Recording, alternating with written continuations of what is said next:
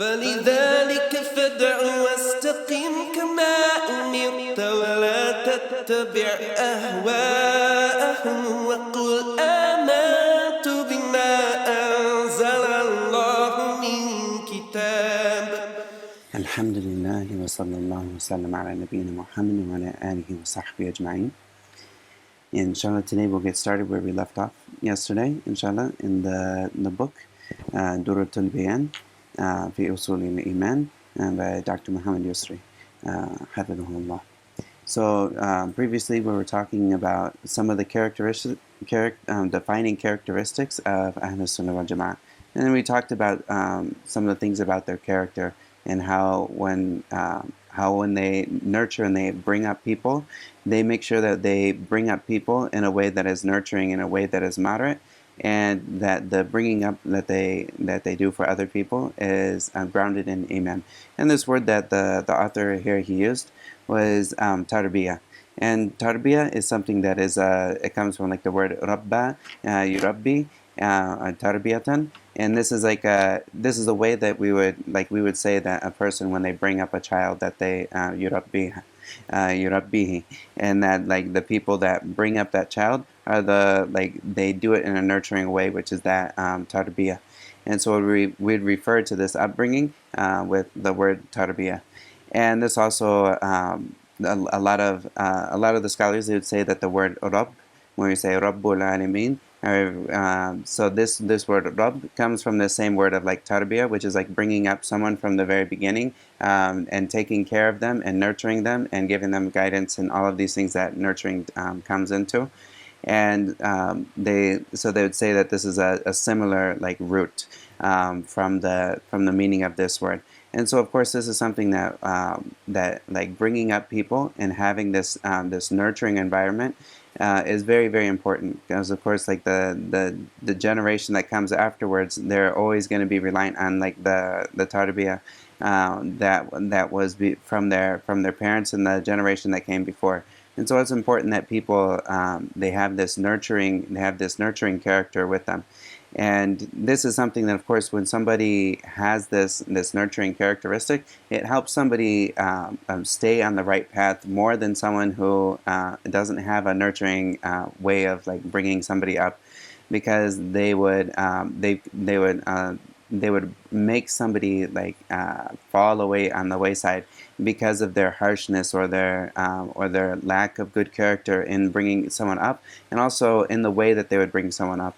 And as I mentioned yesterday, there are many, many examples of the Prophet ﷺ, how he would treat people in different times in their lives. And so some of the examples of this is that the Prophet ﷺ, he used to have like the best of characteristics when he would work with children, and so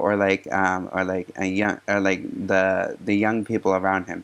And so he would treat them according to their age, and he would also treat them with respect and without ever belittling them in any way, shape, or form. And so from one of the hadiths that the Prophet ﷺ, he had one of the Sahabis, they would ride with him on his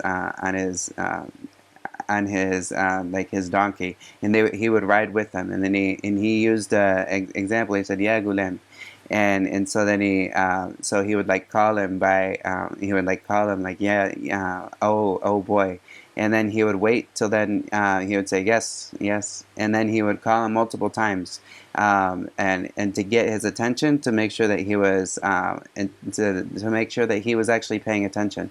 And then when he said that I will teach you something, and he says, I will teach you a few words, and he said, what is that? And he said, ihfadillah yahfaduk. And so then he says to him that this very famous hadith, which is like to protect the things that have to do with Allah, like what Allah has told you and whatnot, and Allah will protect you.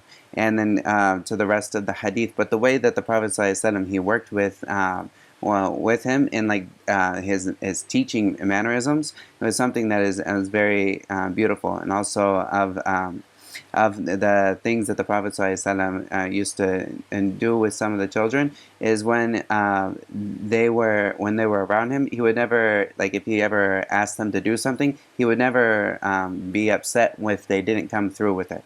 And so when one of the Sahabis, he was a servant, he was working as like a servant for the Prophet ﷺ. And the Prophet ﷺ asked him to do something, and he forgot. He started playing with other people around him, and he forgot to do what he was asked to do from the Prophet ﷺ. And so the Prophet ﷺ found him, and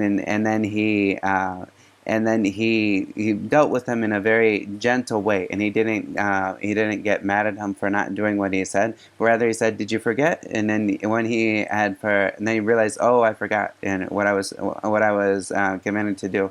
But the Prophet ﷺ, he did this in a very gentle way and didn't get upset at him or mad at him or raise his voice at them. And the same thing also in the ways that the Prophet ﷺ, he dealt with his wives. There's many examples in that, in how he would treat them all with the respect that they deserve, as well as bring them up in the best of ways, and was never harsh to them. He never hit his wives, and he was always in the best of manners with all of the people around him. And also in the ways that he dealt with people such as some of the Bedouins that came into the masjid. And sometimes their manners would not be necessarily the most civilized, because they're used to being out in the desert, and they'd run around grazing their they'd be out grazing their camels and whatnot, and not necessarily into the city life or into a lot of civilization. So sometimes they would have very very crude manners, such as one of the Arabis, like the Bedouins. He came into the masjid one time, and he came into the masjid and he started relieving himself in the masjid. In the masjid of the Prophet ﷺ. And so when he was relieving himself in the masjid, of course the Sahabis around him, they were super upset, and they started to go get this guy and stop him from urinating in the masjid. And so the Prophet ﷺ, he said, "Leave him and let him finish." And then after he had finished, then the Prophet ﷺ, he commanded that they would pour water on the place that he did this, and that also he told the Bedouin, he told him in the best of manners. He said, "This is a place for this is a masjid, and the masjid is a place for tasbih and for worshiping Allah and making sujood. And it's not a place for relieving oneself." And he said it in a very nice way. And also when he talked to the Sahabis after this, he told them to yassiru wa la tunaffiru, and to make things easy on people, and don't turn them away, and don't make people turning them away from this. And he said, "Innama bu'ithtum muyassirin wa ma bu'ithtum mu'assirin," and al kama qala. And then he said that you were sent as people to make things easy for people and not to make things hard for people. And of course this shows the character. And of course if somebody was relieving themselves the most sacred of places, like in the masjid, and in such a way, of course there's a reason for someone to be upset and to know that this is not a good thing. But in this scenario, of course this Bedouin, he probably didn't know. He probably had he probably didn't realize that this is a big taboo, and this is something that no one should ever do, is relieve themselves in the masjid. But because of his manners and whatnot, it wasn't necessarily brought up to understand that right away. So then the Prophet ﷺ, he taught him. And then also the way that the Prophet ﷺ taught him, he also let him finish his business before going through that training and whatnot. And that, of course, some of the scholars will talk about letting him finish his business is good for him, because if someone were to stop him in the middle of it, one, there would be more najasa that would get spread around, or maybe on him, and it would also be a very bad experience for him as well, if he's not he doesn't know much about Islam. And of course, this particular individual, he wasn't necessarily knowledgeable about Islam. He was actually there to learn about Islam. And so of course a lot of the Bedouins, they had somewhat of a weak iman. And so of course, like if someone were to treat them in a very harsh way and in a gruff way when they have this when they're at this beginning stage of iman, then this is something that could possibly pull them away from Islam and could make them fall away to the side. And so this is very important when we're dealing with others, and especially in like groups, and when we're dealing with Muslims as well as especially new Muslims, that we're very gentle when we talk with them, and how we bring them up, and we make sure that we're understanding of the most important things as opposed to the secondary things. And because there's some primary issues that are very important, such as like learning about iman and learning about what is obligatory for us in a state of like right now, and these biggest issues. And then there's some things that are secondary issues that we can work on later. And of course, this is something I found within the people that worked with me when I was a new Muslim. Many of them, alhamdulillah, were in this way, where they were very they were keen not to throw too much on my plate, but at the same time they were teaching me what I should be doing and what I should be staying away from. Of course, that first time when somebody comes into Islam, this is very important for that person to have like a kind of a safe space for them to learn about Islam, and not to get super overwhelmed with everyone saying, oh, this is right and this is wrong. And of course, there are certain things that are very important, such as like understanding what is the correct belief, and understanding that we only worship Allah, and understanding, oh, we need to pray, and in general, this is how we pray, and this is how we make wudu. But sometimes with all the details, if it comes on to someone at one go, it can be a lot for them. And of course, we need to understand what is the most important thing when we're teaching people. And this is something that is a characteristic of al-Sunnah wal-jamaa'ah. And they're not people to push people away with their with being over extreme. And this is, of course, people, they need to learn the deen, and so we need to make sure that we're giving them the tools that they need. But at the same time, we should never be over extreme with them and go overboard with the teaching. And that also the way that we go about things should be in wasatiyya. It should be like a way that is a moderate way. It's never going overboard, and it's never in this moderation. It goes both ways, like not going overboard and also not being so lax that we don't give them anything. And there's a way between these two that needs to be like encompassed for the people. And this is not just for new Muslims, this is for Muslims in general as well. When people are learning, and when people are learning about the religion, and also with the children, with the bringing up of our children, and of all of these things, because of course upon the parents of the children is that like the rights of the children upon the parents is that the children have been given a knowledge of the religion, and that they've been given knowledge of the deen, how to pray, how to make wudu, the basics of Islam, the basics of belief. This is something that is all obligatory on the parents themselves. And sometimes they will, the parents, sometimes they will look to others to teach them these things, but ultimately these things are upon the parents for them to teach them. And even if it's just the basics that they teach them, and then they send them to someone who is a more specialist, this is good. And then they have done what is incumbent upon them.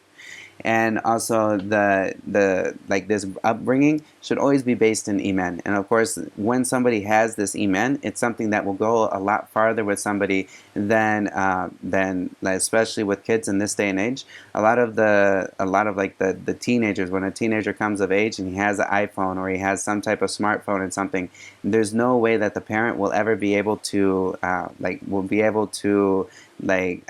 oversee what they're doing on that phone. And this is something that at a certain point, like when someone is a young kid, you can kind of monitor what they're doing on their phone. Maybe you can stop them from having a phone except for a certain amount of time, and make sure that they're not looking at anything that's inappropriate and whatnot, and they're not exposed to anything that is inappropriate. But at a certain time, this like manual, like stopping them from doing things, like prohibiting them from doing this in a manual sense, this is something that will only go to a certain extent. But if they have this this basis of iman, and they know that Allah is watching me no matter where I'm at, regardless of whoever else is around me, whether or not people find out what I'm doing, or whether or not they know that that I am gonna be observed doing what I'm doing. When they know that they're on their phone and whatever they look at, they know that Allah is watching them. From a point of iman, this is something that will keep this person from falling into all of the fitna that can be available online for people. And this is something that you can't, as like parents and whatnot, or as people that are bringing up the next generation, or bringing up other children, or bringing up new Muslims in all of these different ways. This is something that you can't expect someone to with oversight to be enough for them. You have to look to iman, and them having iman that Allah is watching at all times, and that whatever I'm doing, Allah is aware of this, and that the angels are always watching this. And when this person has this iman, and this iman grows, then the rest of the things around him they come in the best way. And of course, in this day and age, like we can only rely on iman. Of course, like taking somebody's electronics away in this day and age it's a very difficult thing to see. And when it's like a young kid, this is something. But when they start to get older, of course, like the parents, they need the kid to have a phone so that they can reach them when they're out and about doing things. So this is something, of course, like that someone, when they bring up this kid, or they bring up this person until they come to the age of like a teenager, they should have instilled inside of them a sense of that Allah is always aware of what they're doing, and a fear of Allah, and all of these things that come from the basis of them having a strong basis in iman. And this is something that will go way farther than somebody only like looking at the outward things that they do and stopping them if they think they're doing something wrong, then stop them taking away that thing that they're doing. And this is something, when they're a young kid, this is okay. But like once they have actually started to think, and they've started to grow up a bit, the only thing that really works is that they've been brought up on iman. And this is something that ultimately the guidance is in the hands of Allah, but it's important that people, they look to iman as a source of that connection for like the next generation, and the people that are being taught, as that true source of upbringing, as opposed to just like showing people or forcing people to do things just as they are on the outward or like on the external surface. And this is something that is very important. And so the next thing that we'll go into is the author here, he says, وَلَا يُخَالِفُ فِي التَّرْبِيَةِ وَالسُّلُوكِ هَدْيَ الْمَعْصُومِ صلى الله عليه وسلم فبأدبه يتأدبون وعلى أثره يعملون وعن سنته لا يحيدون. And so he says that they don't oppose the guidance of the Prophet ﷺ in their teaching and way of living. And they make their character according to his character, and they act according to his actions, and they don't deviate from his sunnah.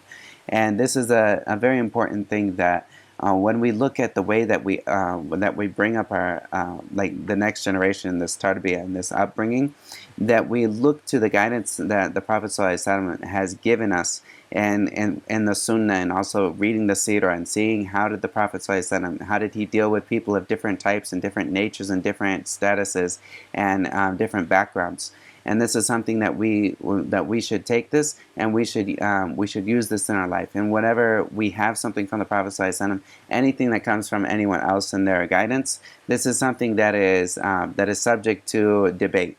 But when it comes to the Prophet ﷺ, this is something, when we look at it, well, we can know that this is something that as long as, like, of course, it's the same situation and whatnot, that the guidance of the Prophet ﷺ is the best of guidances. And some of the things that have come up from the Prophet ﷺ in a hadith, the Prophet ﷺ, he saw a man that was standing in the sun, and refused to sit down. He was standing in the sun, and he was also fasting.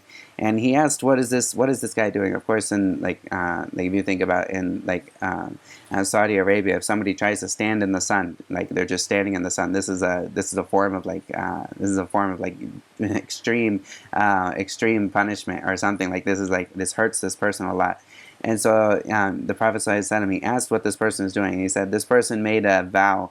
They told him that this person made a vow to stand and not to sit, and not to use shade, like to stand in the sun and not sit in the shade, and not to speak, and to fast. And so so the Prophet ﷺ, he told him to get in the shade, and sit down, and for him to speak. He commanded him to do all of these three things, and then he said, and let him finish his fast, and then he should finish his fast. And then, and this is something that the Prophet ﷺ, when looking at what these people were doing to try to get close to Allah, the way that they were trying to get close to Allah was in a way that was not in accordance to the Sunnah. And this is the Sunnah is never the Sunnah and the Sharia is never in its purpose is it for to make things hard on people. And Allah says in the verses regarding Sawm or fasting that yuridu Allah bikumul yusra wa la yuridu bikumul usra. In that Allah wants for you to have ease, and He doesn't want for you to have hardship. And this comes in the context of Sawm, that Allah gave the permission for someone to break their fast if they're sick or they're on a journey, in this fashion, and then they can make it up in another way. And then Allah says after He says this, and then He says Allah wants for you to have He wants ease for you, and that He doesn't want hardship for you. And this is something that is a very important principle that we take when it comes to when we understand Islam, is that we understand that Islam is not something that is just to make things hard on people. This is not the reason of this. Allah ultimately has when we practice Islam, it's ultimately something that is good for us, and we will see the benefit of it, whether or not we see it right away or we see it after we put it into practice. This is something that there's wisdom, and there's divine wisdom and hikmah that is for our own benefit when we practice Islam and when we do these things. And Allah doesn't need for us to have to punish, to put ourselves in pain and agony. And of course, if somebody is fasting and it's very hard upon them, and they have a medical issue or something, and if they were to continue fasting, it's going to put them into serious hardship. Then this is something that they have the ability to break the fast and the fast in another time if there's another time that they're able to fast in. And of course, this is something that in so many ways, we talked about this before, that Islam has this it's a deen of ease, and it's not something of hardship. And some people have brought up new ways of worshiping Allah, which is, some of it is can be fall under things that are in general, they're prescribed, and some of it falls under things that are not prescribed. Some of the sects of Sufism, they will have people that go into seclusion, and they think that seclusion is a way of bringing up themselves and coming closer to Allah by secluding themselves from the people. But if we look at the Prophet ﷺ, yes, at the beginning, before he was given the revelation, he would spend times of seclusion and of pondering and whatnot in the al-Hira, the cave of Hira. The message was revealed to him there, the beginning of the Quran, and he was made a prophet and a messenger.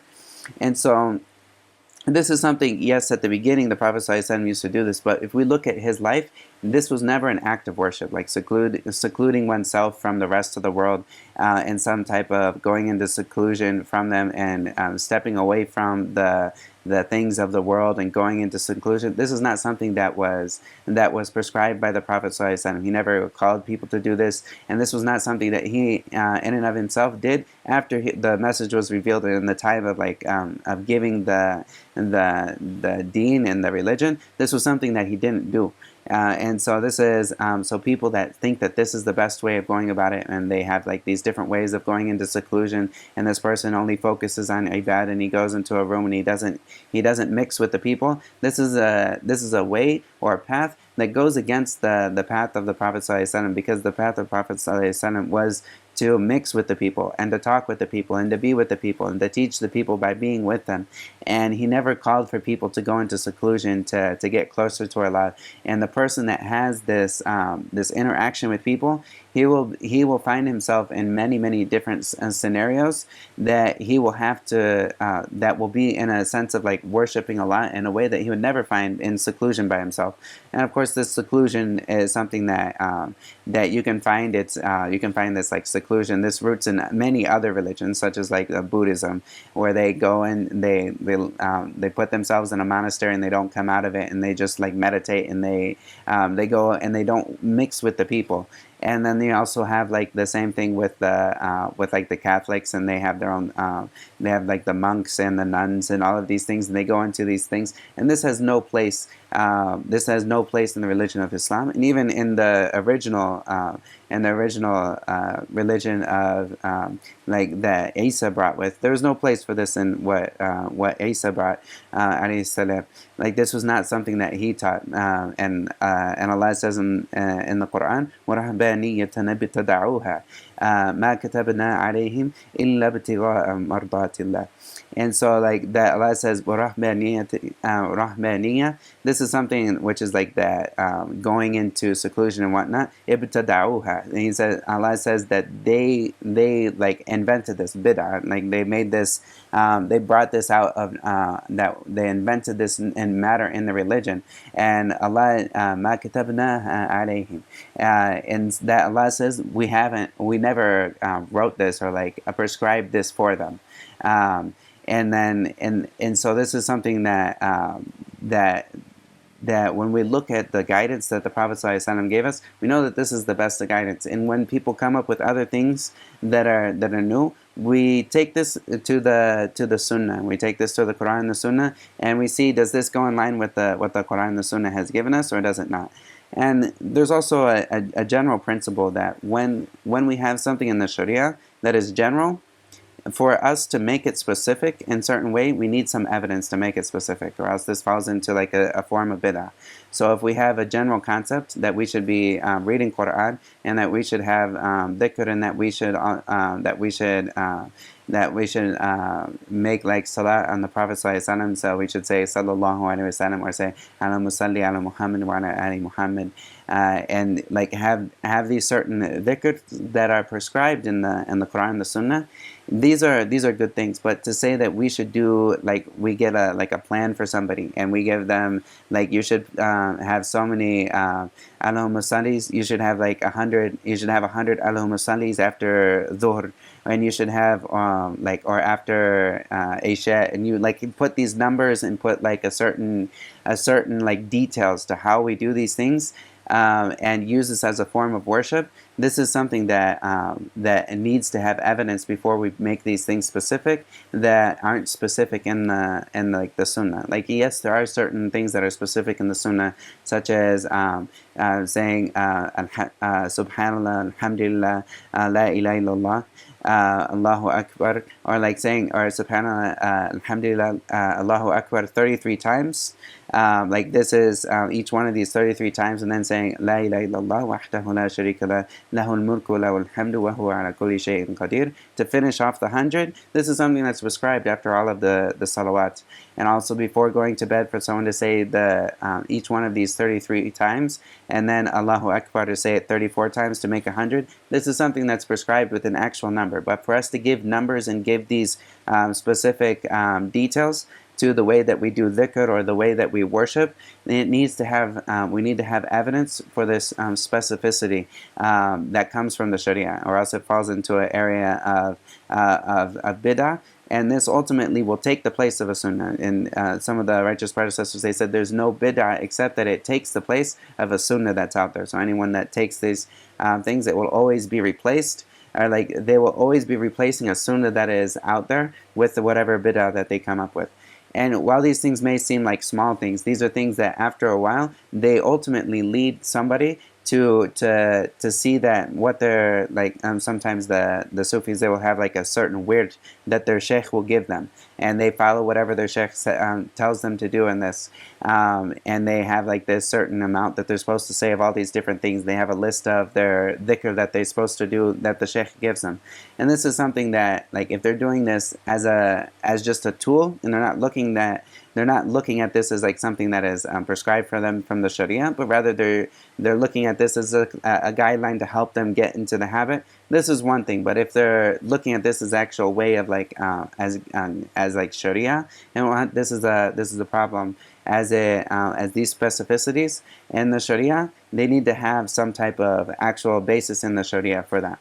And also, when we look at the character of the Prophet ﷺ, this is something we take, and we take into consideration the way that the Prophet ﷺ dealt with others, and we apply this in our life. In the Prophet ﷺ, he dealt with people in the most compassionate of ways, and in the most like soft and gentle of ways when it comes to that. And of course, there are times when the Prophet ﷺ would be angry for the sake of Allah, and this is something that has its place, and this is a form of rahmah, that he would be angry to show that this thing is a very serious matter, and it's not something that is a light matter, and he wouldn't be when some of the things that would happen. But at the same time, this comes from a state of being gentle with other people, and this gentleness is from the guidance of the Prophet ﷺ. And also, like in a hadith, the Prophet ﷺ, when one of the instances where he was upset was when there was a man who came to the Prophet ﷺ, and he was complaining. He said, I come to Isha, the Isha prayer. I come to it late because one of the Sahabis, he makes it very very long. Like, he prolongs the prayer, and he'll pray like with like it'll be super long prayer. So I purposefully don't come on time so that I can so I don't have to stand in prayer for all of that time. And I'm a very busy person. Like, this person is he has things that he has to do in his life, and so he does this. And the Prophet ﷺ, he got very very upset. And he said, "Are you being a fitna? Like, if you were bringing fitna," he told the Sahabi that was praying this super long prayer. He said, "Are you being a fitna on this person?"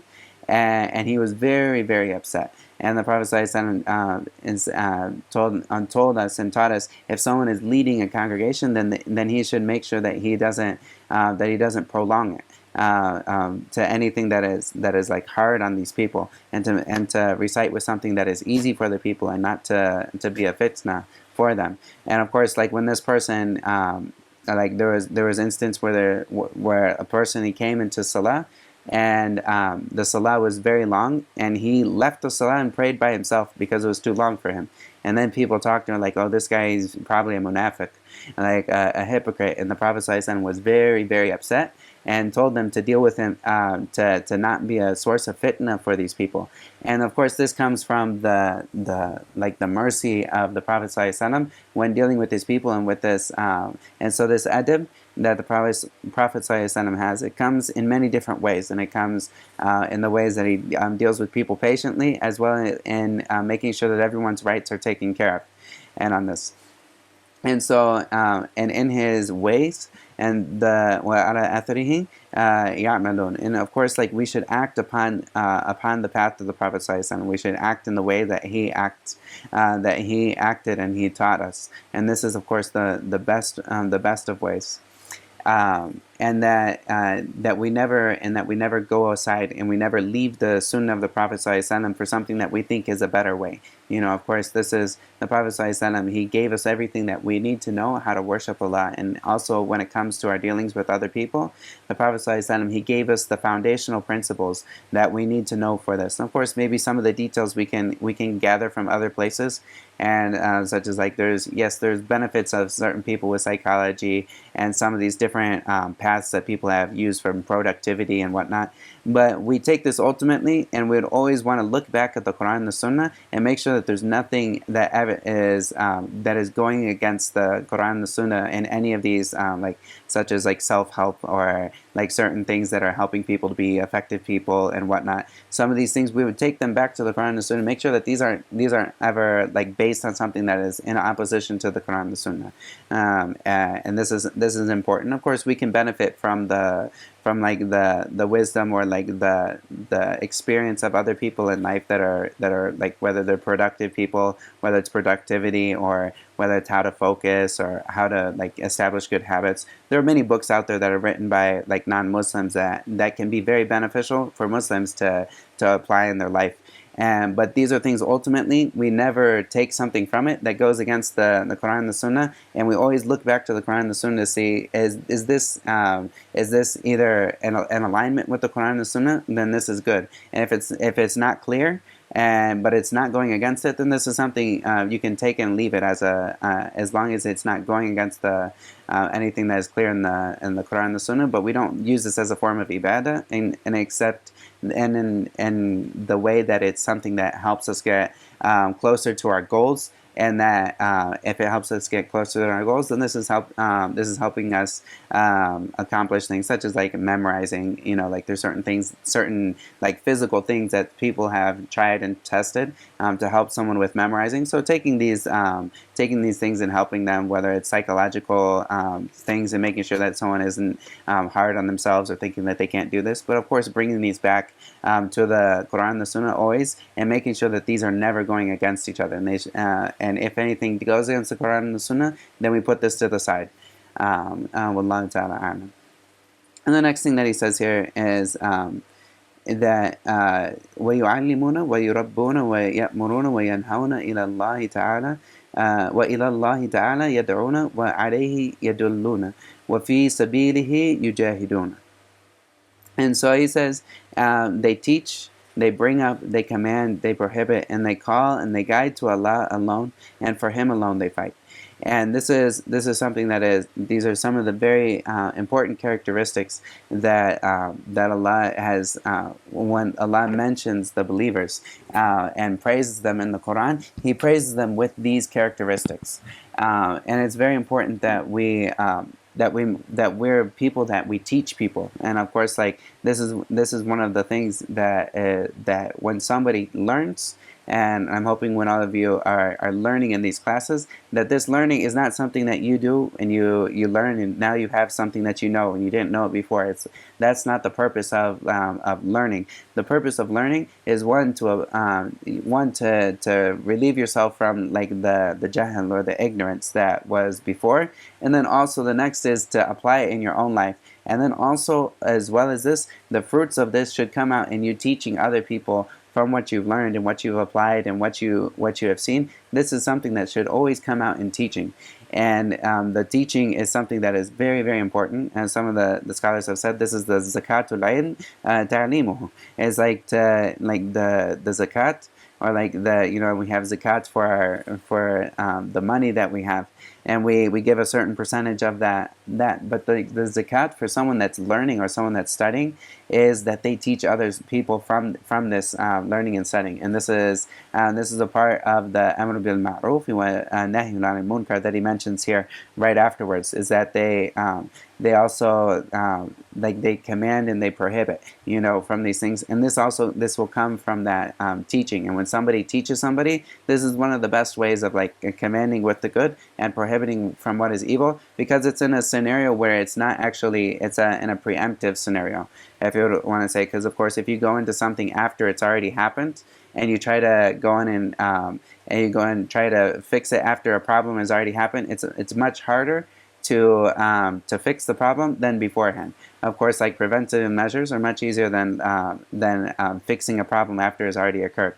And so, of course, when somebody teaches, and of course that entails the learning before they teach. This is a way that they can prohibit somebody from doing something in a way that is not necessarily in the moment. And of course, if you see somebody that's doing something, calling them out on it, like you see somebody who's smoking, you say, hey, fear Allah, and Allah tells you not to kill yourself, and like fear Allah, and you shouldn't be smoking. This is something that can be hard, but of course, saying to somebody, and I'm saying to somebody that that afterwards, after or before it comes in to play, that they do this, then this is something that is very helpful. And so this is one of the things that is very important for us.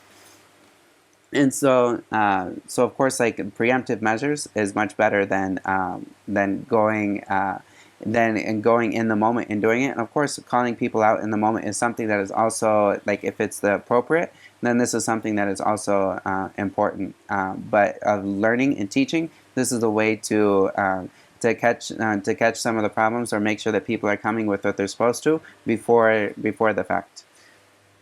And so, and they also, of the characteristics is that they are وَيُرَبُّونَ, and this is what he says here. They وَيُرَبُّونَ, and I translated this as they bring up, but this is also like of like raising somebody up, and of raising people. And this is something that, of course, we bring up people, and we also the amr, they command and prohibit, the amr bil ma'ruf wa nahy al munkar. This is a key aspect of Islam, as we mentioned before.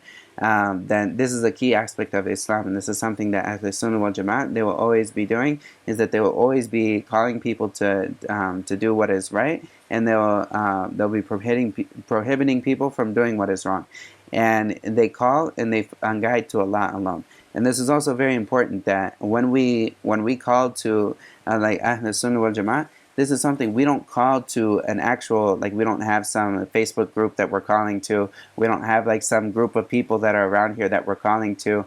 We don't have like some certain sect or whatnot that is like we're calling to following these people, but rather we're calling people to follow Allah and His Messenger. And this is the thing that we're calling people to. And then we're not necessarily calling people to certain shuyukh, or to certain like people that are around here that are subject to mistakes, and every single person will have their share of mistakes, but rather we call to Allah alone. And this is and of course, like, the shuyukh and whatnot are a way of calling to Allah and bringing people to understand the Sharia in a better way. But of course, making the shuyukh the essence of what people call to, this is a form of deviance and a form of misguidance that unfortunately some of the people have fallen into, where they called people to their shuyukh more than they call people to the Quran and the Sunnah by itself. And the shuyukh have become the more important thing to them than understanding what did Allah say and the Prophet ﷺ say in this matter. They look to their shuyukh for that. And this is something that, of course, al-Sunnah wal-jamaa'ah, they're not looking at individuals. The individuals they come and they go, and they're subject to mistakes, but we call to Allah and we call to His Messenger. And this is the thing that is the essence of who we call to. And also, as he says here, and for Him alone they fight. And he says here, yujahidun. And for Allah is the one that we fight. And of course, jihad, which entails the fighting. It entails the fighting with weapons, as well as the fighting with the tongue, and with speaking and calling to what's right. And these are two different aspects of the fight. And this is only for Allah that we do this. This is not something that jihad, that if people go out and they think that they're doing jihad, and really the only thing that's behind it is some type of governmental agenda for this, that, or the other. That's a governmental agenda. Then this is something that's not falling into the actual jihad that is called to from the Quran and the Sunnah. And the Prophet ﷺ, he was asked about a person. A person asked the Prophet ﷺ, he's like, "There's a person is the jihad, like, what's for the person that his jihad, he goes out there and he wants to be brave, and he wants to have to show his bravery and to be out there and whatnot." And the Prophet ﷺ, he answered this person, and he said, the jihad, like that is according to the Sharia, then that is actually the viewed as real jihad, is the person who fights for the word of Allah to be the highest, and the first and foremost, and be put on high. And so this is something that the person who really fights, the only thing that they really fight for is for Allah and His Messenger, and for the Deen of Islam to be put on top. But the people who are fighting for certain governmental agendas, or for this person or this person to have this certain position in government and whatnot, and it's really something that is all political. This type of fighting is not something that falls under the jihad. And the jihad is something that is for Allah, and is for His Messenger, and is for the Sharia itself. And many times these two things get mistaken from people who have political agendas, and then they will call people to what they call jihad, and in reality it's really just a political thing. And of course this is not always the case, but in many senses we have seen this in the past. And in some of the people that go out and they have different wars and whatnot, some of these wars are basic, and they're basically political. They're not something that is that they're not fighting for Islam to have a place in society, but rather they're fighting for their own political agendas. And of course this does not fall under the actual true jihad. And the next thing that he talks about here is that he says, ولا تزال طائفتهم مجاهدة بالحجة والبيان واليد والسنان ظاهرة منصورة لا يضرها من جذلها أو خالفها حتى تقوم الساعة. And so he says here, and that they will never cease to be fighting with proofs and clarification, as well as with their hands and weapons, victorious and dominant. Those delighted with them won't harm them, and neither will those who go against them until the establishing of the hour. And this is also a characteristic of asSunnah wal-jamaa'ah, is that they fight in the way of Allah. And this fighting is, as he mentioned here, is with proof and clarification, like proofs and evidences of making the religion clear, and for people to understand what is Islam, and giving da'wah. This is one sense of jihad. And of course the jihad that has always been in the past, it always encompassed this. This is always like the main form of the jihad, or like the first thing before anyone ever, like in a war scenario, before they even go to war with somebody, they need to send somebody out there, like the commander. He needs to make sure that somebody goes out there and gives them the message of Islam, first and foremost, and gives them the opportunity to accept Islam and understand what is Islam. And then if they do that, then there's no battle or anything. It's just a matter of making sure that the treaties and alliances are made. And then if they refuse Islam, then this is something. Then it would go to the next step of the actual jihad. And this is something that is talked about, and that we see in the time of the Sahaba, and of course in the time of the Prophet ﷺ, and the time of the Sahaba, that they would always first give the message of Islam before any of this, and then they could either accept it or refuse it. And that would be, if they accepted it, there'd be no issue. And of course, if the people that refuse it, then they would be fought until they would come into submission. And the people that go against this issue of jihad, and they say that jihad was a thing of the past and whatnot, this is something that is clear misguidance, and that there's ijma' on this issue. There's a consensus of the ummah that jihad is something that is prescribed from the time of the Prophet ﷺ until the end of until the end of times, like when the coming of the hour, as the author here talked about, and establishing of the hour, حتى تقوم الساعة. And this also comes in the hadith that the Prophet ﷺ, he says, لا تزال طائفة قائمون على الحق يقاتلون في سبيل الله حتى تقوم الساعة, أو كما قال صلى الله عليه وسلم. And so he says that there will always be a group that is standing upon the truth, and that's standing upon the truth, fighting, yujahiduna or yuqatiluna, like fighting in the way of Allah until the coming of the hour.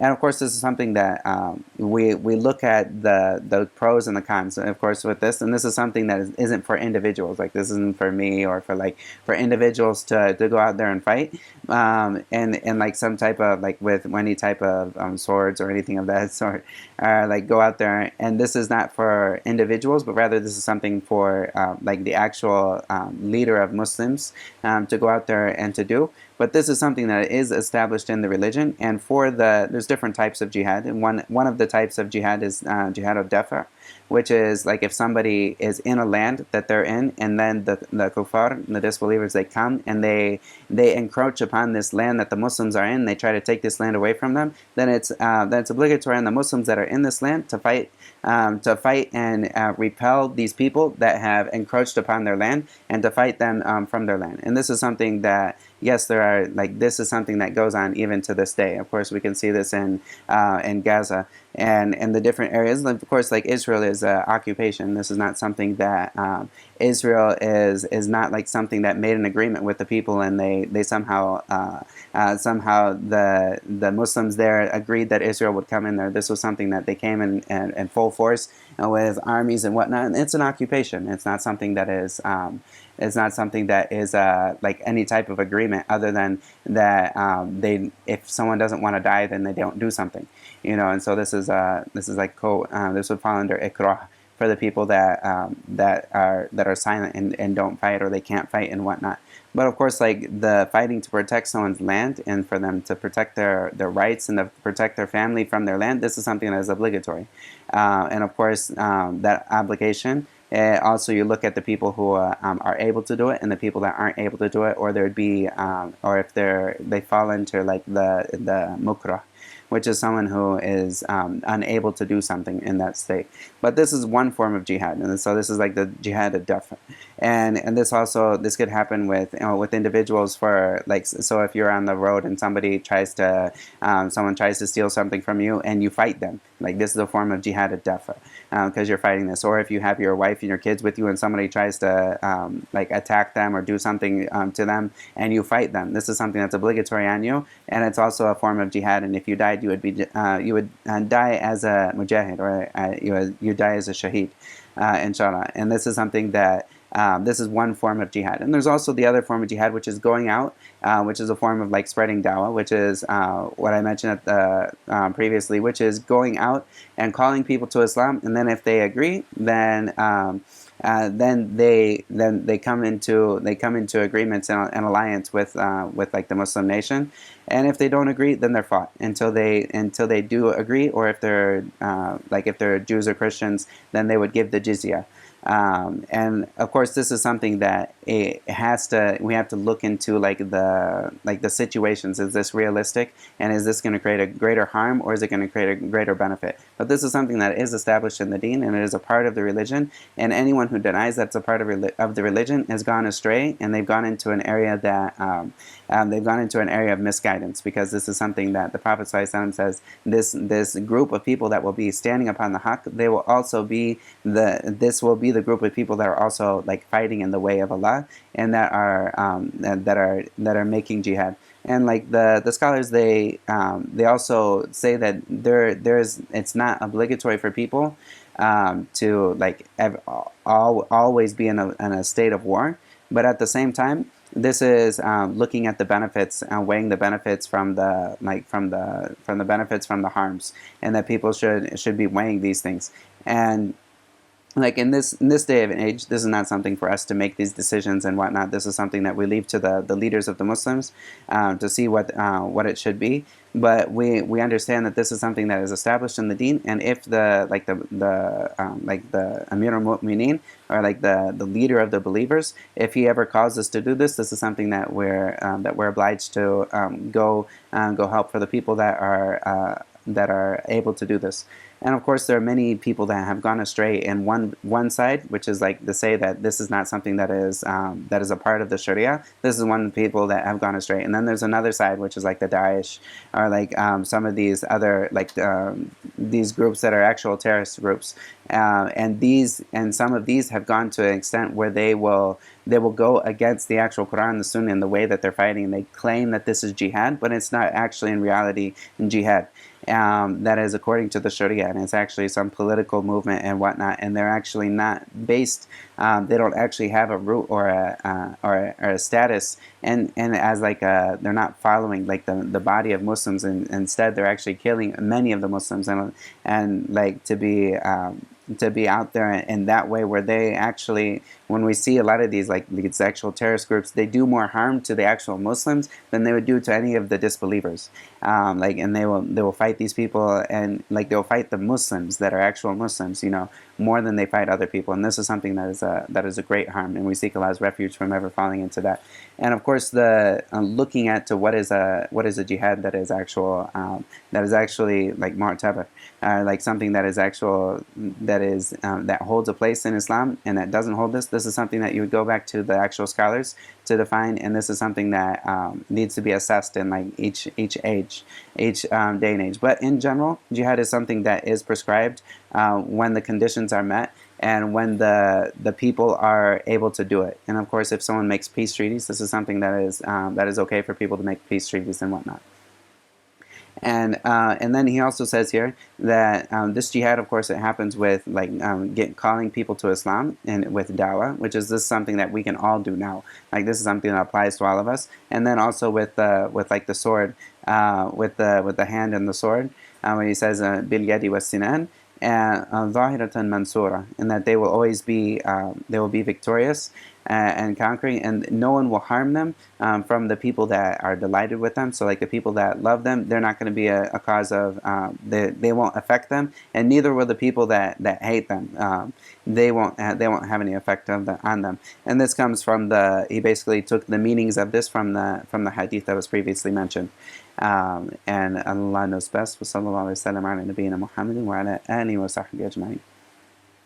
And also just in clarification, so like nobody has any wrong thoughts. Of course, jihad is something that never is to be taken out from an individual person, like for him to go out on his own and to do any acts of like terror and whatnot. This is something that is not espoused in the religion of Islam. And someone should always, like, jihad is always under the leadership of a Muslim leader, and normally this would be the Khalifa that would send people out. And of course, like right now, we don't have a Khalifa and we don't have these things because of the weakness of the Muslim nations. And also, if people were to go out and make these jihads at this current time and state, this could be a state of it can make things worse for a lot of the Muslims. And so this is something that, of course, it always goes back to the Muslim leaders that are the actual leaders of the Muslim nations and whatnot, for them to look at what is the benefits and these of going to war or not going to war in these things. And this is not for like renegade groups to go out to do anything. And this is something that Islam is free from, these people that go out and create actual the actual terrorists that go out there and do these things. And Islam is free from these, and we should always make sure that we never get associated with any of these people or never get involved with them, and that we keep ourselves clear from them. And Allah knows best.